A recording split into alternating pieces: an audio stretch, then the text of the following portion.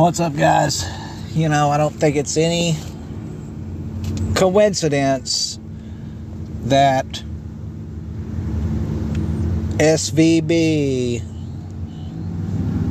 failed on the exact same day, the 90th anniversary of the March 9th, 1933 Act, when we went off the gold standard and went to the Federal Reserve dollar.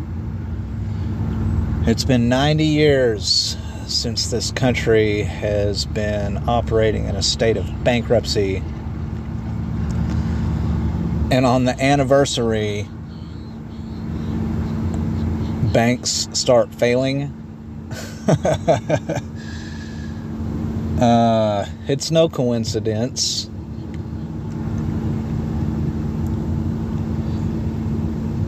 And,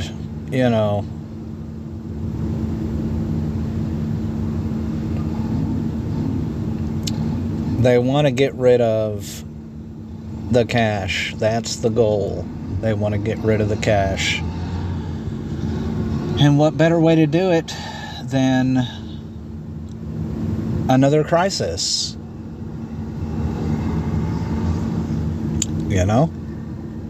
$200 billion in assets lost, gone.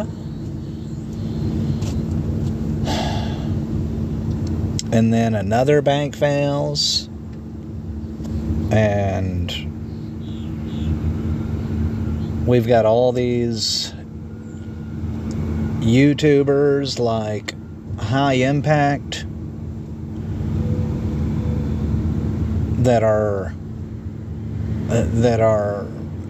pushing the narrative, showing. I think it's interesting that, people like Brian from High Impact are showing The Simpsons.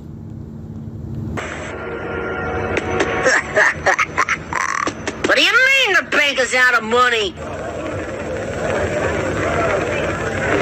Insolvent?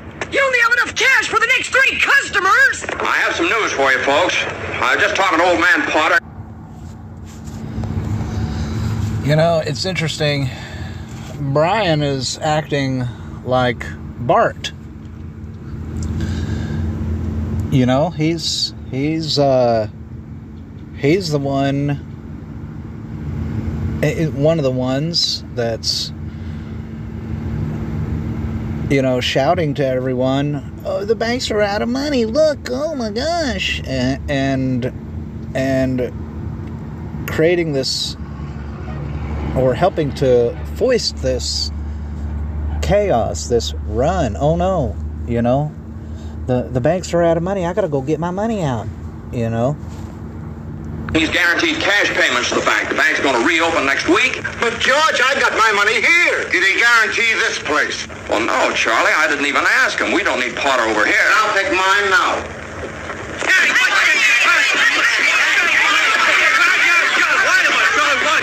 Just a second here. No, I don't have your money here. It's in Bill's house and Fred's house. No, but you're thinking of this place all wrong, as if I had the money back in a safe. The money's not here.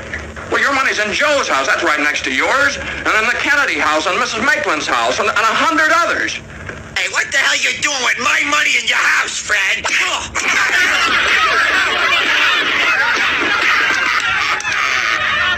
You're lending them the money to build, and then they're going to pay it back to you as best they can. And what are you going to do, foreclose on them? I got $242 in here, and $242 isn't going to break anybody.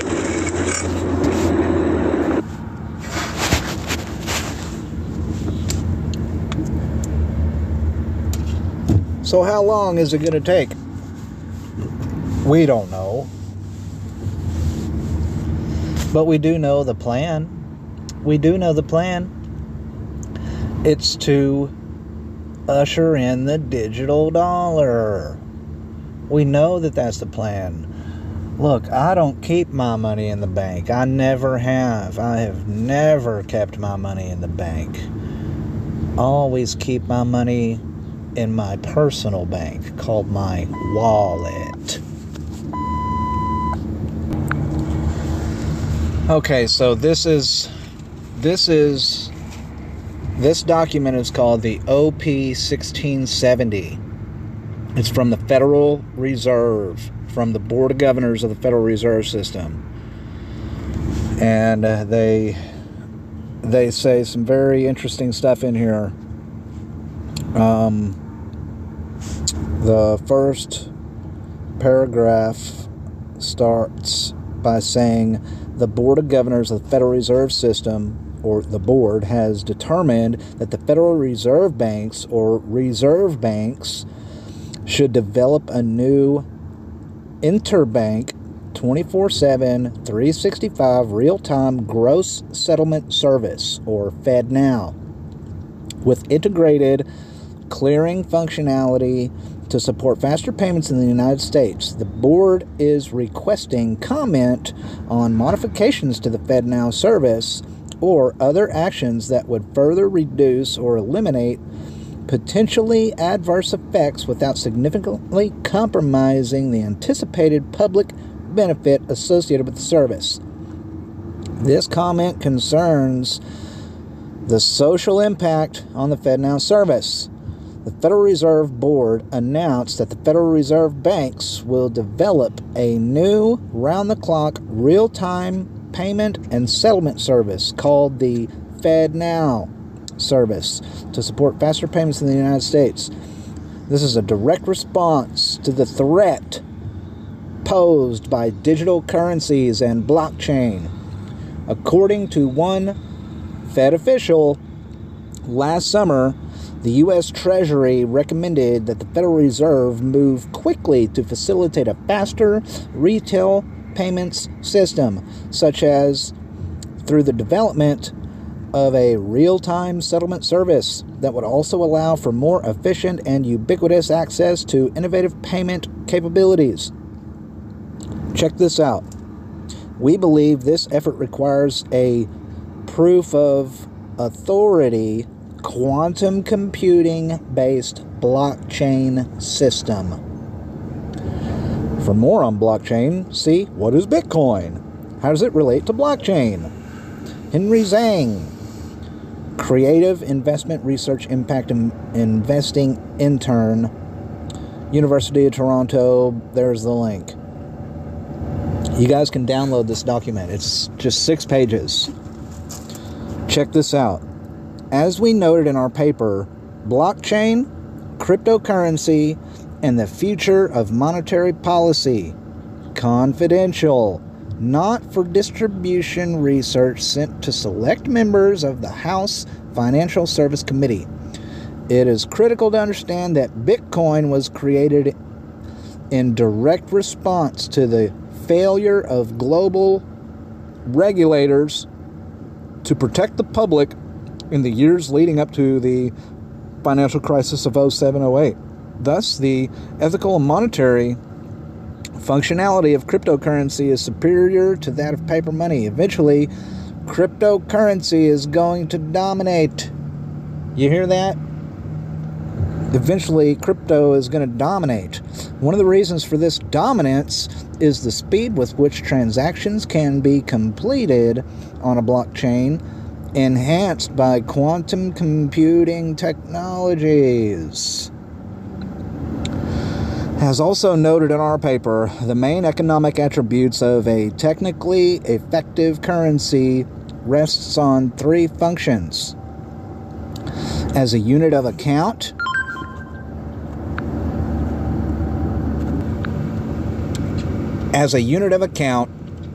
a store of value, and as a medium of exchange. A unit of account is a common measure for the value of goods and services. The store of value is the way in which we store wealth in order to transfer purchasing power from the present to the future, and the medium of exchange function dictates which item is accepted for the payment of goods and services. In recent history, these functions have been fulfilled by flat currencies backed by central banks across both developed and developing nations.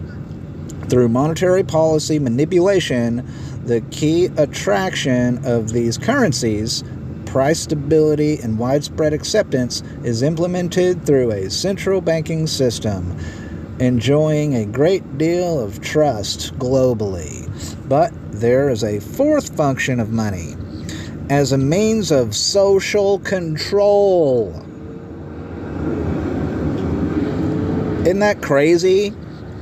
The centralized monopoly over the functions of money held by sovereign governments and central banks has generated great income and wealth imbalances. Concerns about a lack of central bank performance with respect to financial inclusion, income inequality, economic system stability, and the tendency of central banks to intermediate on behalf of large financial institutions supported the creation of cryptocurrency. As we noted in a second paper, is FedCoin feasible? FedCoin? Oh, they're calling it FedCoin, huh? Another confidential, not for distribution research paper sent to select members of the House Financial Service Committee. See, they don't want the public to know about this. We suggest the board focus on using an enhanced Bitcoin blockchain to support depository institutions, provision of end-to-end faster payment services, and will provide infrastructure to promote ubiquitous, safe, and efficient faster payments in the United States. FedCoin. Good night. And then there's 3 pages of appendix, or little over 3 pages of appendixes. And you guys can get this document and read it for yourself. But it's interesting that this is not for the public. Why don't they want the public to know? We all know where things are going. Good night.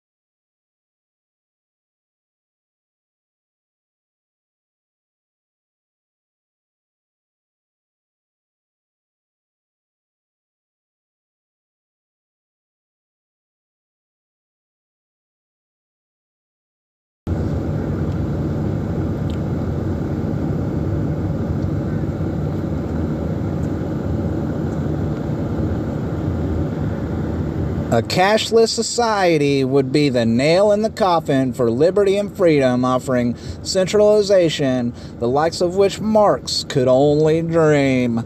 The existence of a government backdoor or spyware becomes a real possibility, and given the state's track record, a real likelihood. Then, of course, the ability to track, freeze, and even set expiry dates on money will be marketed as features to protect the public. As for the 5.9 million Americans considered unbanked, i.e. those who have no checking or savings account like me, the poor, the weak, the vulnerable, they can expect life to get more difficult. This is the price we pay for free market intervention. Earlier this week, the Federal Reserve Bank of New York made the announcement. The members of the U.S. banking community launched proof of concept for a regulated digital asset settlement platform. Good night. And it just goes on and on. So we know it's coming. And it's here. It's begun. The breakdown has begun. And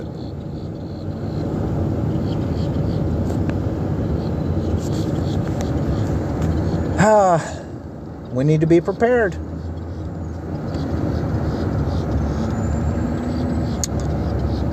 Oh, goodness. I don't know what else to say, really. I mean, once it goes digital, I'm done. Me personally, I'm done. I'm not going digital. And that's gonna create some problems, you know.